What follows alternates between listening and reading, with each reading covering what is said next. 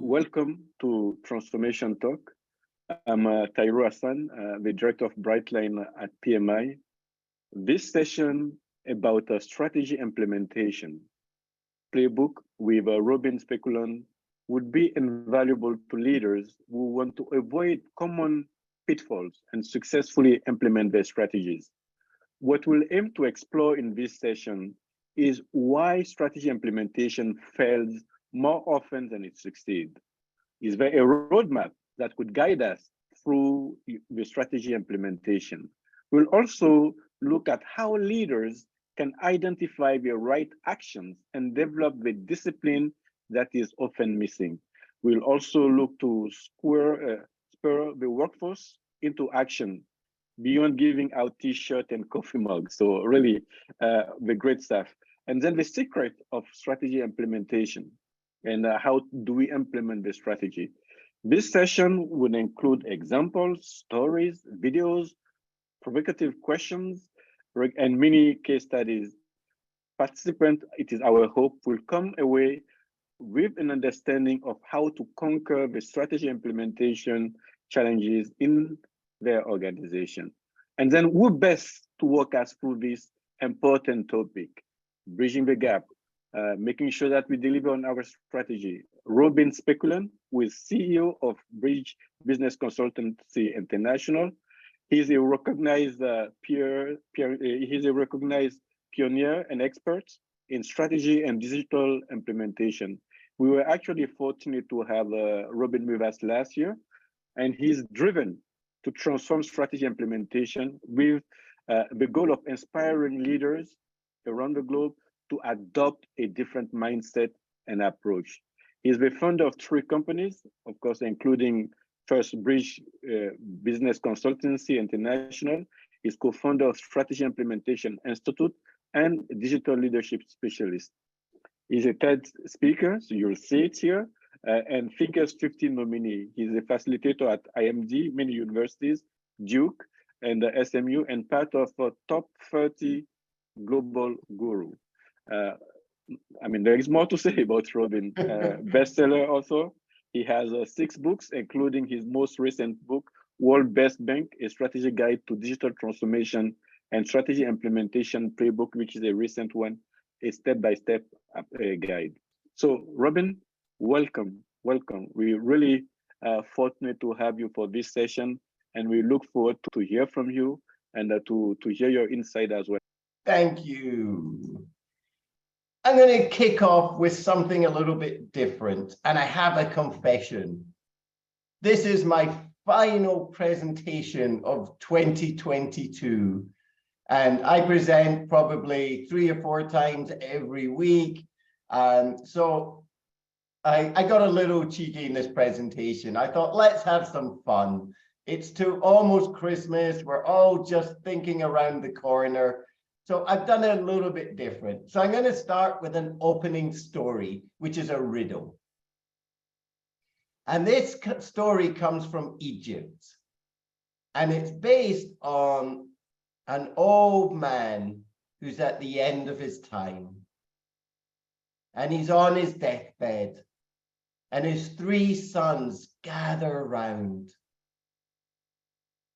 And almost with his last breath, he looks at his oldest son and brings him closer, and he says, "My oldest son, I want you, after I've gone, to take half of all my camels." The middle son is then pulled over. And the father says to the middle son, "I want you to take 1/3 of my camels." And to the youngest son, the father says, "And to my youngest, I want you to take 1/9 of my camels." And almost with his last breath, the old man passes. And the 3 sons pay respect to their father. And after a while, they go outside to count the camels. And you can see 1, 2, 3, 4, 5, 6, 7, 8, 9, 10, 17. What? 17? The oldest son looks and goes, how can I take half of 17? The middle son goes, how can I take a third of 17? And the youngest goes, how can I take a 9 of 17? But they want to respect their father like all good children. So they ponder and they ponder on the problem and they can't find a solution. After a while, they go into the village where a wise man lives. And they approach the wise man and they say, our father's last wish was for me, the oldest, to take half of all his camels, for the youngest, for the middle to take a third, and for the youngest to take a 9. And in Egypt, camels are like Rolls Royces or Mercedes in the West. And they say, how can we respect our father? The wise man, he ponders.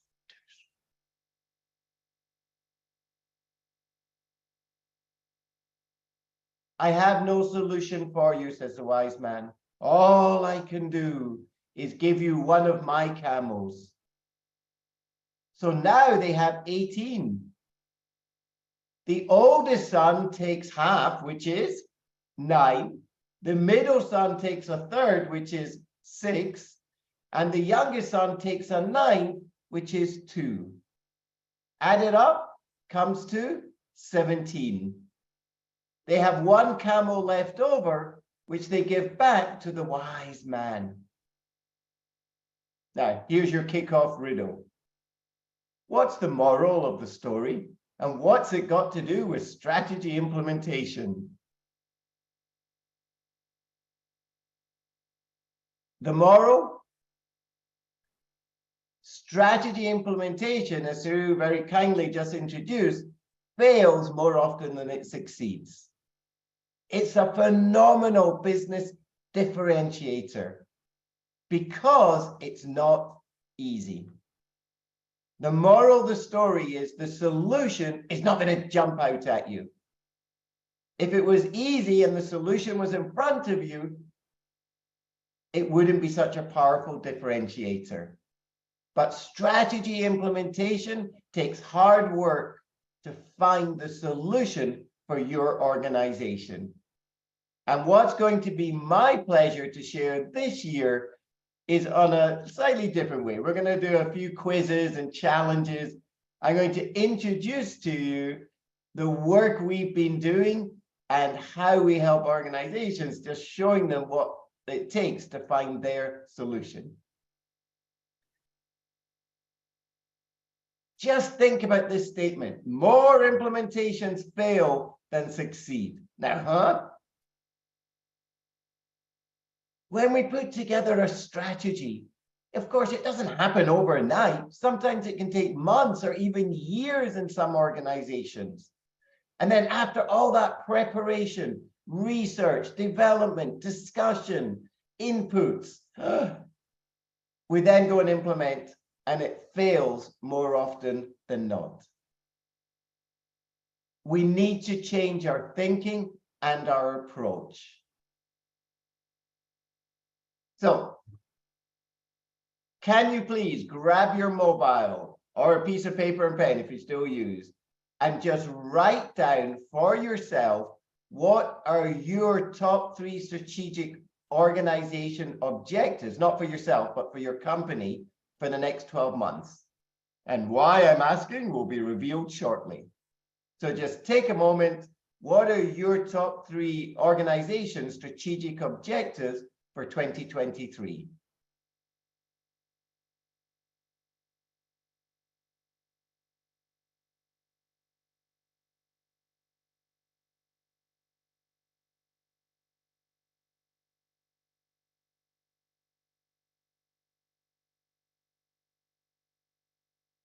So just one bullet point, just very quickly.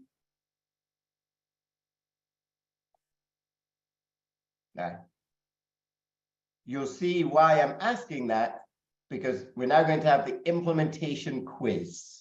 So I put together some questions for today, and just to see your understanding of implementation. If you can open your chat box, we're going to just put the answers in the chat box. And I'm going to make it very easy because it's multiple choice. It's A, B, or C. Okay. So here we go.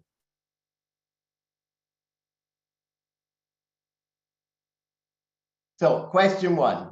What percentage of strategy implementations fail? A, 16%, B, 52%, or C, 67%. Yay, everybody was paying attention to Teru's introduction. You got it. Okay, so this is the easy question just to warm you up. Okay, but think about it. 2/3 of implementations are still failing. And we'll talk about the consequences of that and the opportunities. And this comes from my own company research, as does the others, unless I state. Question 2, how much of the strategy planning is it ideal to have in place before you start implementing? A, 50, B, 80, or C, 100% complete? Oh, we've got a bit of variety on this. A few saying A, some saying B, and you'll see me looking to the other screen because I use 2 screens. Okay, we got some C. Oh, we got a real mixture here. The correct answer is B. Why? As soon as you launch your implementation of your strategy, it starts to change around you. Whatever you assumed in the boardroom will start to need to be changed. Customer expectations are changing. Staff are moving. The world economy, inflation, we're looking at interest rates. So why not have 100%? Because you get to 80% where you have your clear principles and foundation of what the strategy is, and then you allow for an element of tolerance, an element of variation within your strategy. So don't spend all your time getting 100%, because again, as soon as you launch it, everything around you starts to change. 50% is not quite enough to be a clear direction. 80 is the magic number to put it in place. Kevin, thank you. You need a progressive elaboration of your planning. Very elegantly put. Thank you. Yes. It's not once you finish your strategic planning, you lock it in the box, lock the key, and then start your implementation. You need to keep revisiting the assumptions. Actually, that's one of Rita, one of my board members, Rita McGrath's key message. Every few months, you're going to revisit your strategic assumptions. Question 3, what percentage of people can articulate their organization strategy? 5%, 35, or 55%? What do you reckon? We got A's, we got B's. Thank you for the quick responses. A and B. Oh, we got now C. So here's the answer. 5%. That's it. Huh? 95% of people in an organization do not know their own strategy. Now, if they don't know the strategy, how can they implement it? This research comes from my own company, and I've been in Singapore, and I'll do an introduction in a few minutes, for many years. Also, Kaplan and Norton, when they were doing the research on the balanced scorecard, found the same stateside. You ask your employees, what is our company's strategy? They cannot articulate it. Our communication continues to be one of the top 3 reasons why implementation fails. I say continues because I've been researching strategy implementation for 20 years, and it always poor communication always comes up in the top 3. Now, question 4, what percentage of people know the right actions to take to implement the strategy? So even if we know the strategy, which is only 5%, what percentage of that group know the actions? Okay, most are going A or B. It kind of battered you down. You're getting a feel of things. It's 12%. In other words, 1 in 8 people know what to do from only the 5% who are taking, you understand the strategy. And this is a key contributor to why it's failing. Question 5, a couple more to go. What percentage of middle managers can list the organization's top 3 strategies? Now you know why I asked you the earlier question.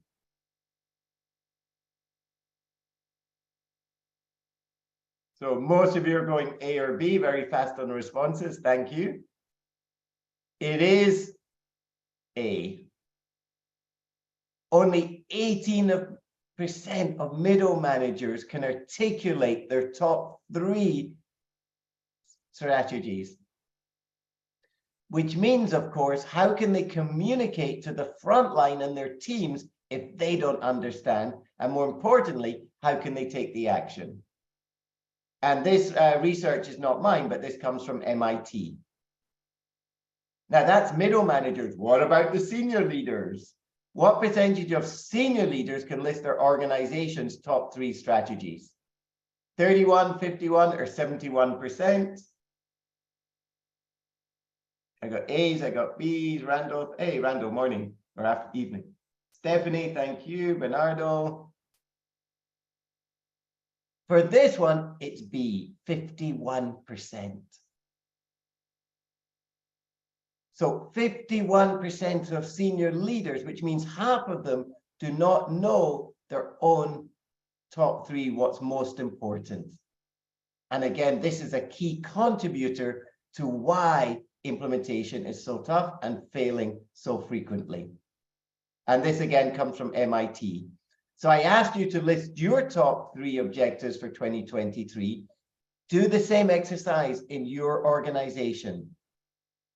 Ask your colleagues what they think are the top 3 and then compare.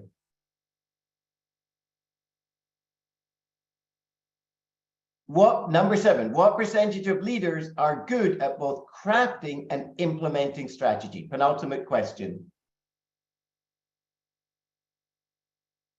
So what percentage of leaders are good at both?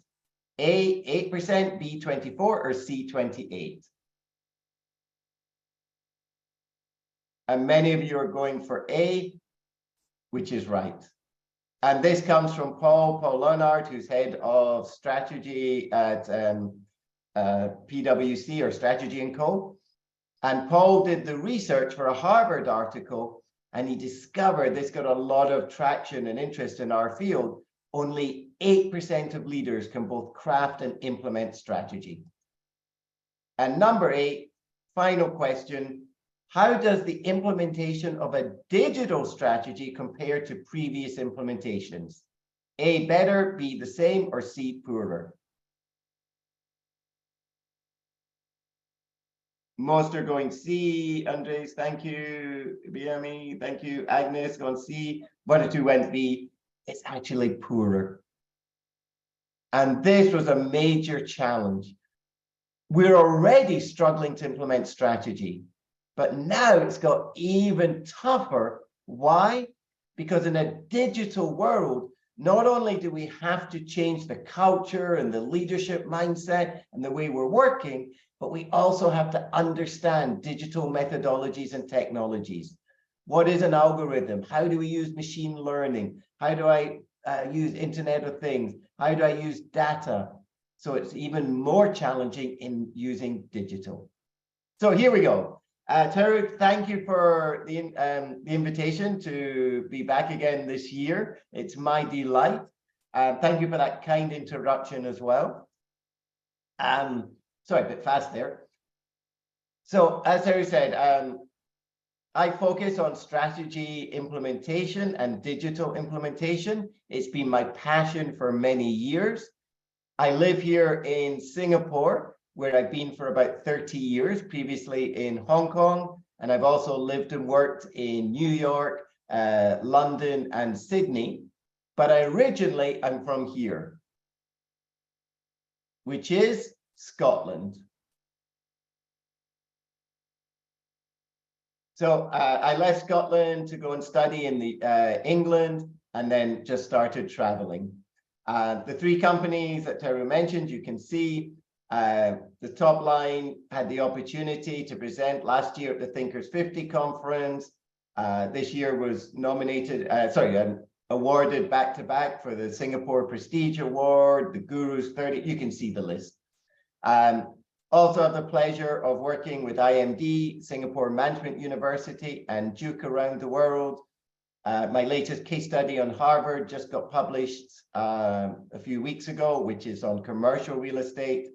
And you can see I have a bad habit of writing books on implementation. And today I'm going to focus on the strategy implementation playbook, which I co-authored with Antonio Nieto Rodriguez, which many of you will know. He was one of the team who first started Brightline, and he and I run the Strategy Implementation Institute together. We founded that about 3 years ago.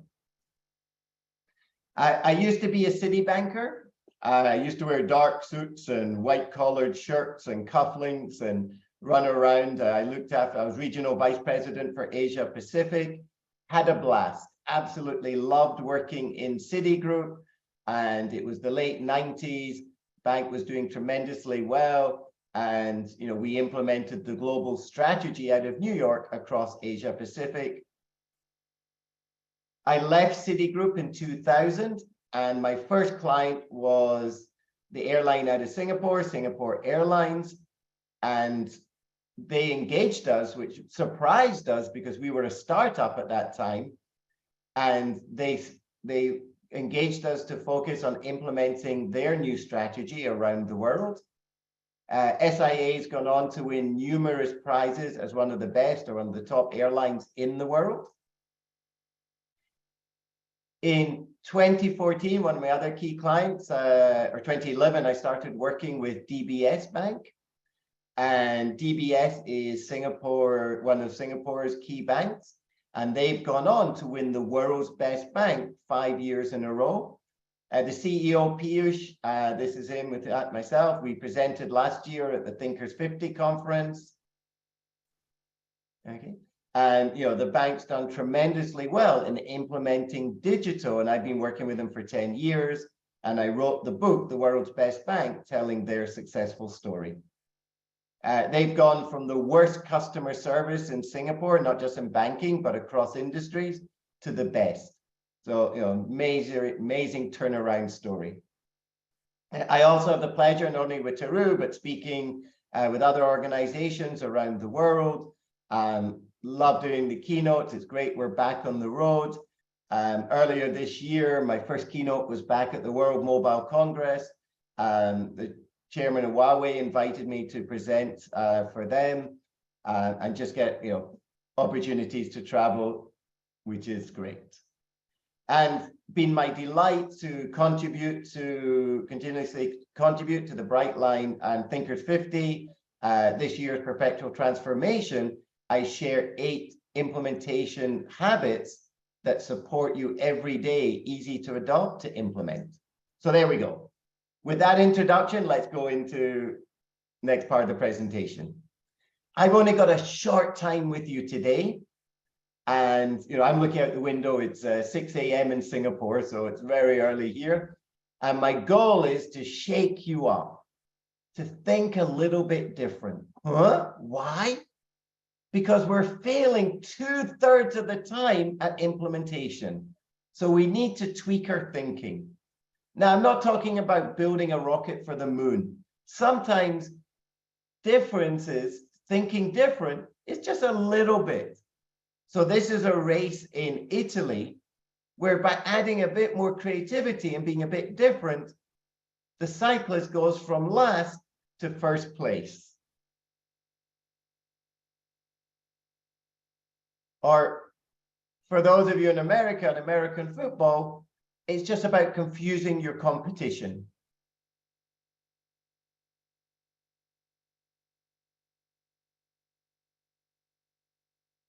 And I hate 10-pin bowling, so I love this one.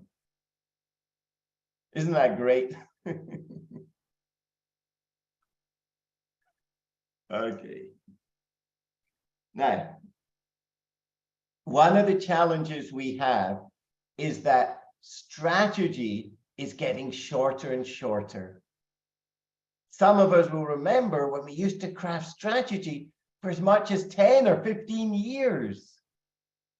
Today, the average strategy is what? It's 3 to 5 years for most industries. Now, there are exceptions. I work in the agricultural industry and the airline industry where they have maybe 8 to 10 years strategies, or mining. But for many of us, or most of us, the average is 3 to 5 years. Now, if your strategy average is 3 to 5 years, what does that mean? You have to keep doing every 3 to 5 years, not only craft a new strategy, but also keep implementing it. So the crafting implementation of strategy has never been more important. And there are also exceptions on the other side of companies who say, strategy? I don't have time for strategy. Just experiment, throw it at the wall, see what sticks. So some companies, they just use experiments. Learn fast, learn forward is their motto. So they're, especially startups where they're looking to generate revenue, still building their customer base. They're just changing so quickly, they just experiment. So once again, can you grab your mobile? And I've got a couple of questions for you. What is your company strategy? So you wrote down the objectives, but just elevate that, and in one sentence or one bullet point, just think for 30 seconds, just write down one line what you think your company strategy is.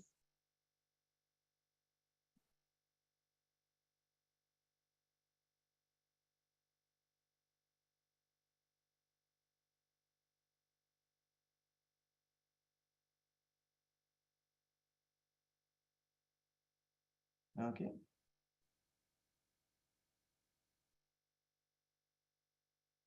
Now, oh, thank you. Those who have put it in. Growth of service, yearly revenue, Ramanurswa, thank you. Satisfied customers.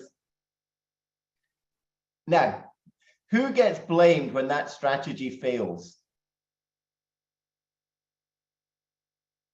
So can you just put in the chat box the answer to this one? What do you think?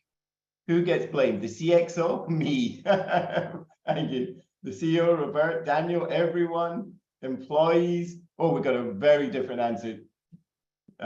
Michelle, thank you. The CEO. So here's the thing. When the implementation fails in reality, who gets blamed? The strategy. We don't blame any specific person. We go, oh, well, it must be the wrong strategy. Not we couldn't have come up. It's not my fault. It was the strategy's fault. This is one of the problems we've identified. We never really call out who's responsible. Or if it's not the strategy, the next default responsible is the people. Well, the implementation was done badly, and that was up to our employees, not the senior leaders. We didn't get it wrong. Very rarely do the CEO or the C-suite get blamed. Now, there was a seminal article in our industry in 2000. Actually, I think it was 1999. So it's 23 years ago now, by Fortune magazine. And they had on the front cover the CEOs who had been fired because their strategy implementation failed. And it was a very small group. And the article went on. It was written by Ram Charan and Jeff Coven. And Jeff and Ram went on to say, it's not the strategy, but the implementation where the problem lies. And this was very much a seminal article. And the challenge here is nobody is held responsible when the strategy fails, or not often enough. And people need to know there are consequences, so they take the implementation more seriously. I've been researching strategy implementation. When I left Citigroup in 2000, I was a banker. So I needed to see data on implementation. And out of Asia, where I'm living, there was very little. Globally, it was, struggled to find much research. So I started my own back in 2000. And in 2002, we published our first results that 90% of implementations were failing. Over the years, that steadily improved. Brightline was started about 7 years ago. You can see their research kicking in, The Economist. And then in 2020, in January, we published the results. And at that point, we were celebrating continuous improvement. But there was an outlier that then became more prevalent, of course, as the pandemic kicked in. And as everyone moved to a digital world, we saw the failure rate for the first time ever go up to 67%.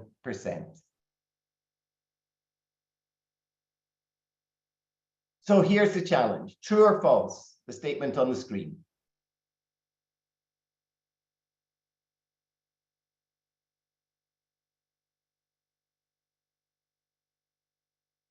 So of course it's true. Just because you're making a profit this year doesn't guarantee we're going to make one tomorrow.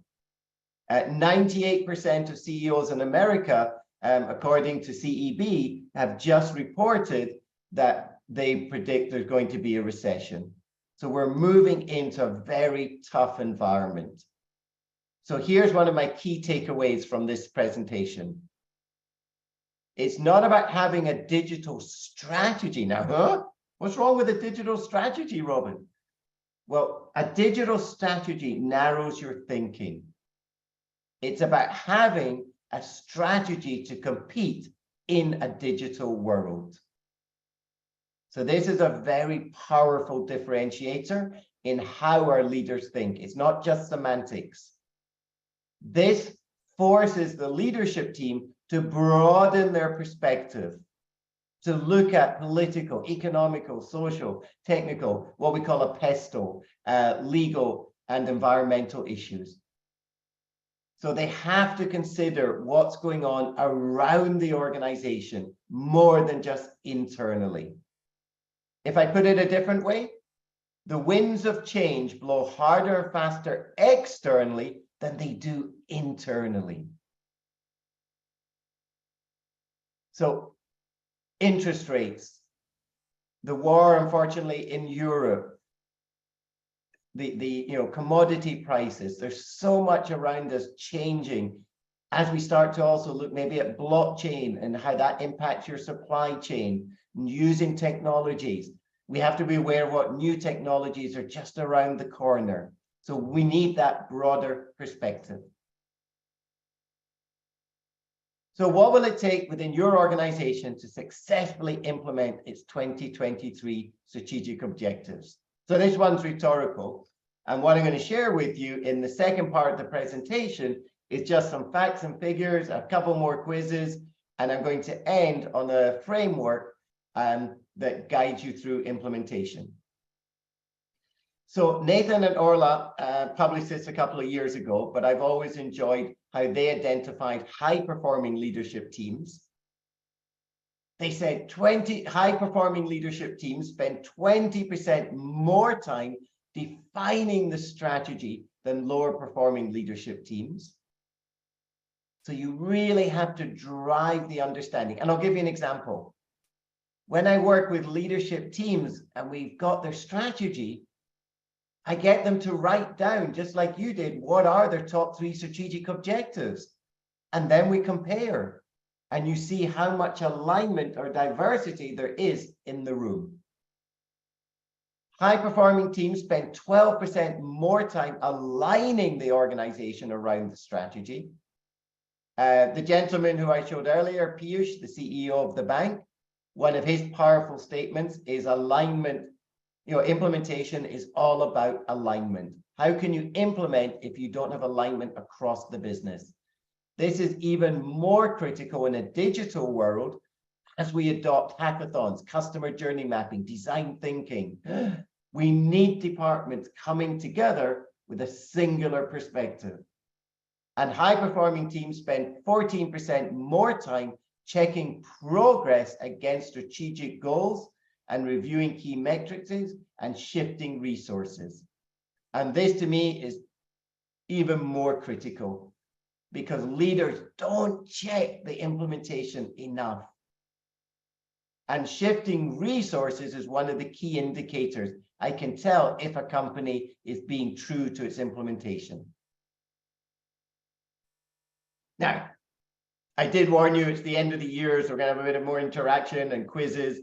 Can you please grab your mobile and scan the QR code on the screen?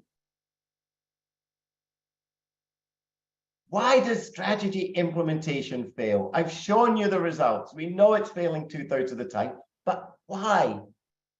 So here we go. So why does implementation fail? Key one, you said, I set you up a little bit on that. Communication, I told you that was in the top 3, so thank you. Lack of planning, lack of alignment, lack of engagement, poor experience, bad communication, frustration, I like that one.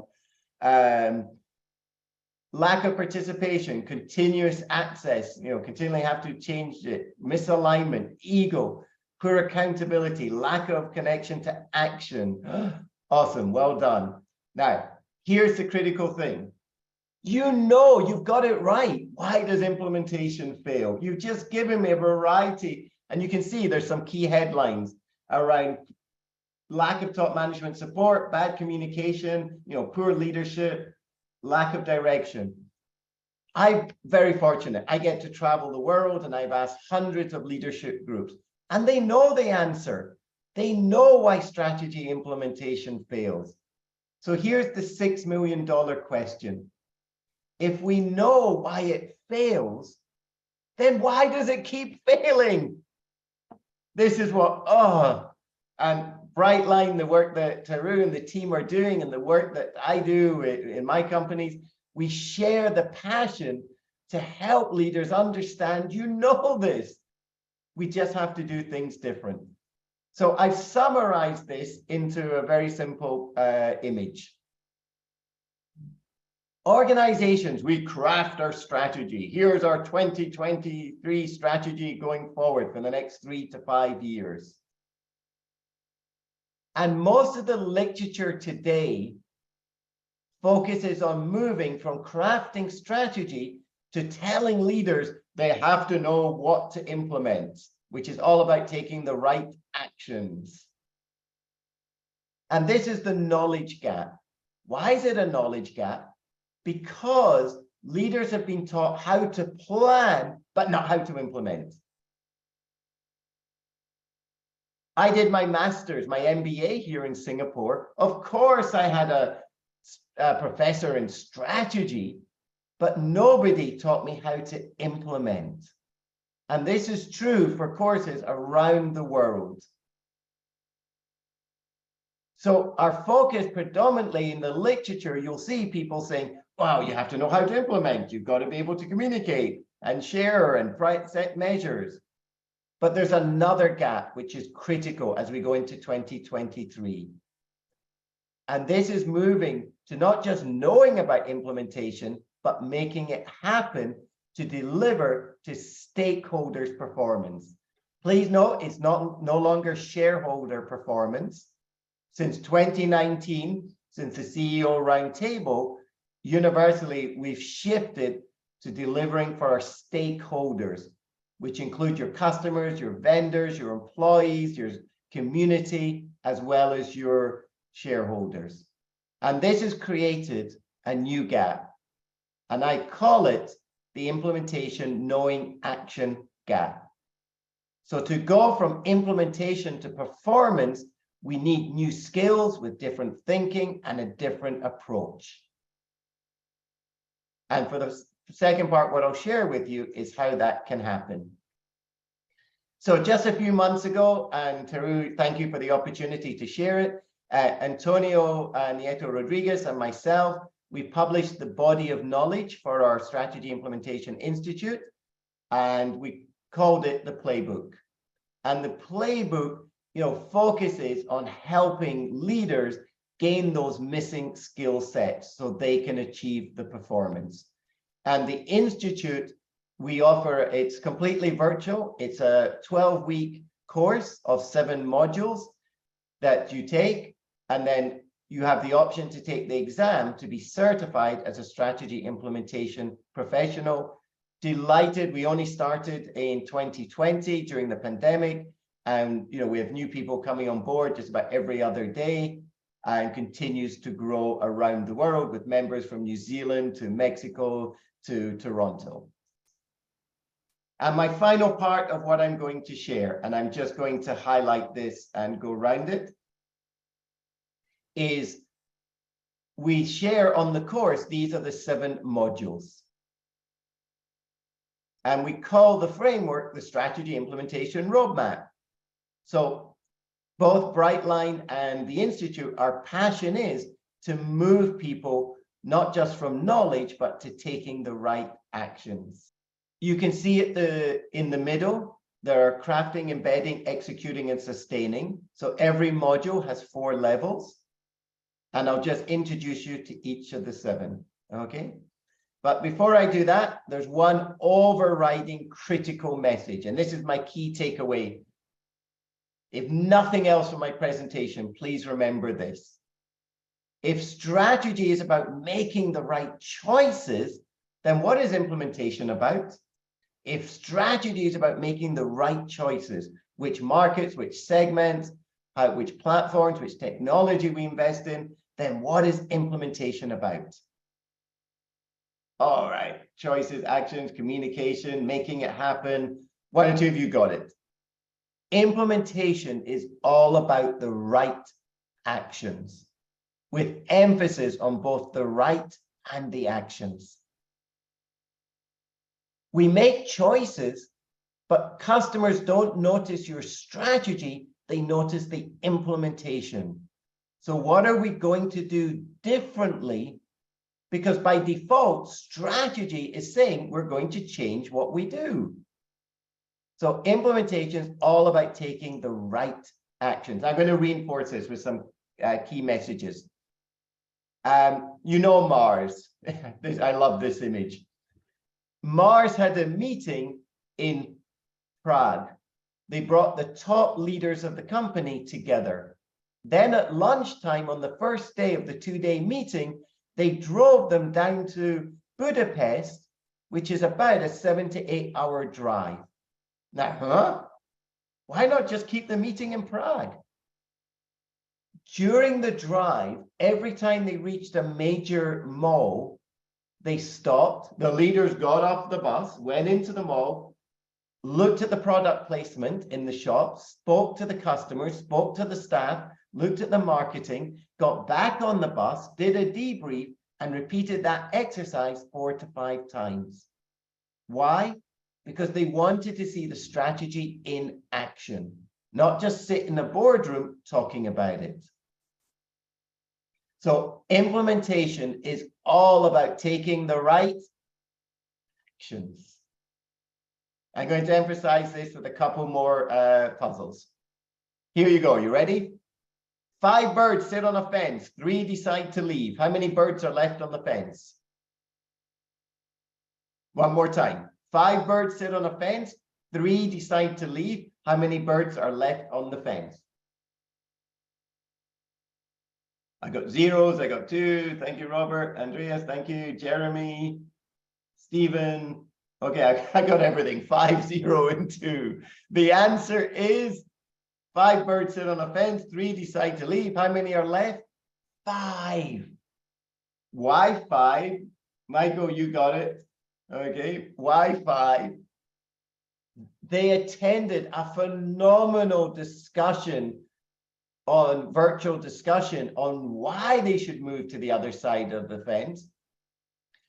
They even had a conference call on the first Monday of every month discussing what they should do to get to the other side of the fence. But they didn't take the actions, the right actions. Strategy is about decisions, about choices. Implementation is moving the organization with the right actions. Now, one more quick experiment. Can you please raise a finger I guess this time it can be the middle one because I can't see you, but not the middle one. So raise a finger on your right hand. Oh, sorry, on your left hand. Sorry, I wrote left first. Apologies. Raise a finger on your left hand and draw a circle. Now put your hand down, raise your right hand and raise a finger and draw a square.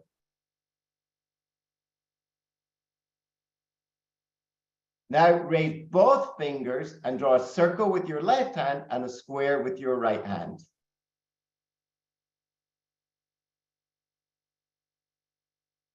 Now, unfortunately, I can't see you today, but how? Many of you will be, struggling. Now, what's this got to do with a presentation on strategy implementation? The circle is it's everything we do every day. We're just in a pattern. We're going round and round. We walk in, we know, we're familiar, we're comfortable. The square is doing things different. And when we try and do both simultaneously, the brain can't go. We're like, okay. This is why implementation initially is so tough. We've got to change people's habits from a circle to a square. And if we just say, go and do it, they don't. They need the support, the reinforcement, and the encouragement. I'm just going to skip the video because of time. It was a Monty Python taking the joke of action. So a couple of things to share before we wrap up. Another key reason why implementation is so tough is we go from the initial research, which is a small cone of the company, to then crafting the strategy with the C-suite and maybe the one or two down. Then as we plan, we think about bringing in more teams and more focus. And then as we launch the strategy, we do a town hall to as many people as possible. But driving the implementation involves the whole organization. And as we go from the research to driving, you can see the cones get larger and larger. We communicate to more and more people. For many of us, it's cross borders, cross countries, cross culture.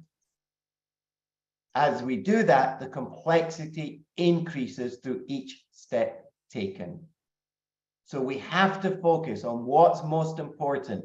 What do we measure? And having the discipline to make it work. And ironically, the opposite happens. Leaders go, I've crafted the strategy. Implementation, easy. You go and do it. So, closing out. Last thing I'm going to share. For the strategy implementation roadmap guides you through this complexity. It highlights the 7 areas for excellence in execution. And execution and implementation are synonymous. In leadership, we focus.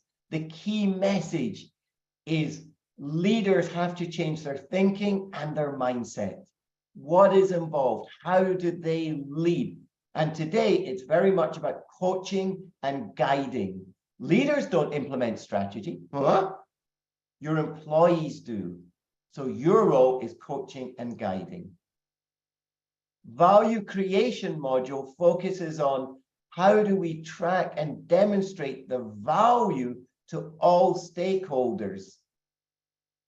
So we look at understanding the value and the differentiate, because when you implement right, strategy implementation is a massive business differentiator.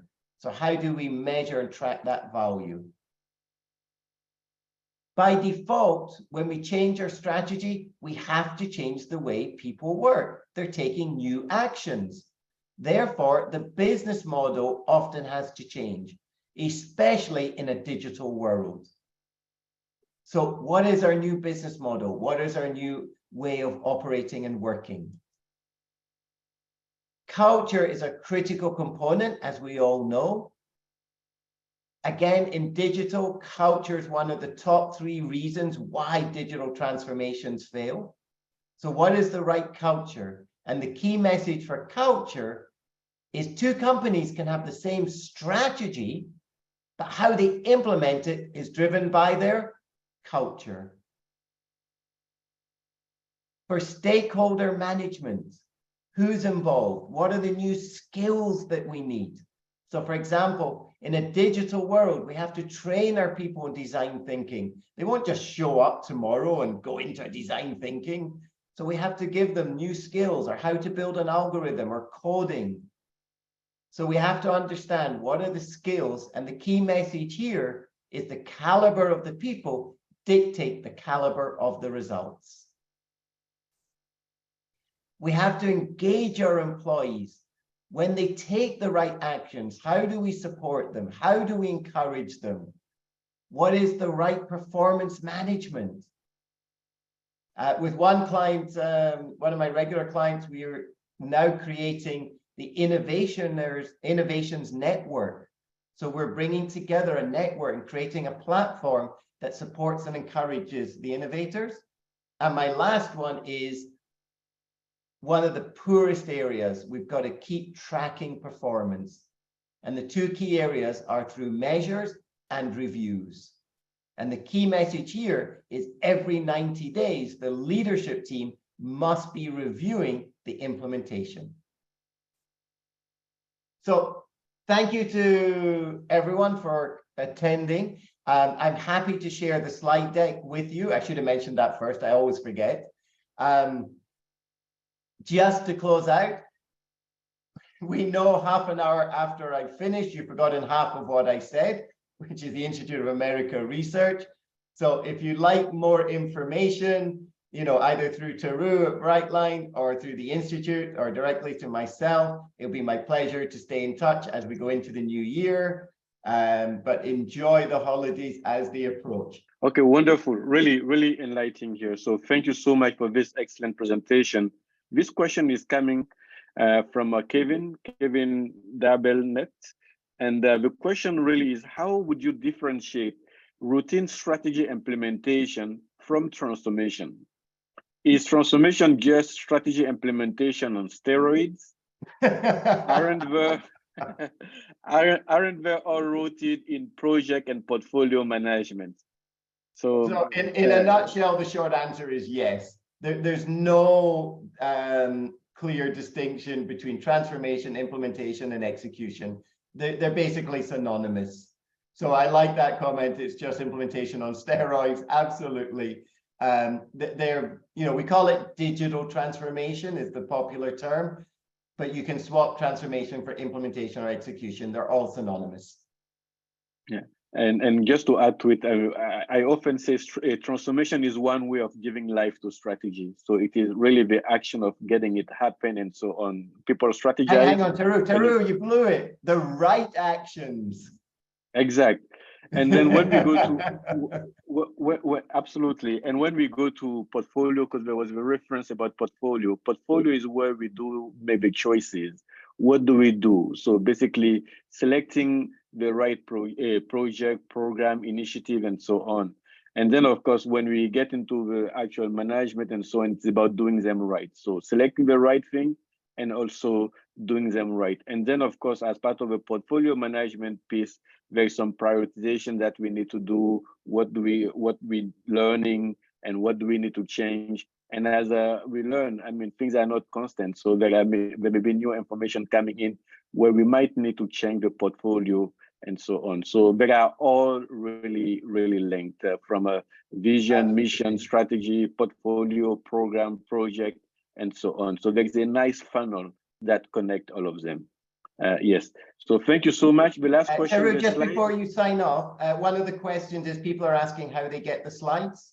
Yes, so what will happen is both the presentation, the video presentation that we mentioned will be available through our YouTube channel, as well as the slide. We'll create a PDF of the slides and we'll share it with all people who registered for the session. So that means including people who attended and people who were not necessarily able to attend. So thank you so much, Robin. And just to close, we're sharing on screen here, we have many resources that you can access and learn and so on. And Robin has been really fantastic support. He's been great in sharing, and do take a look at the resources that he's also has shared with us. Thank you so much. And until then, wishing you a great holiday season And then looking forward to continue with the transformation talks when we resume in the new year. Thank you. Have a great one.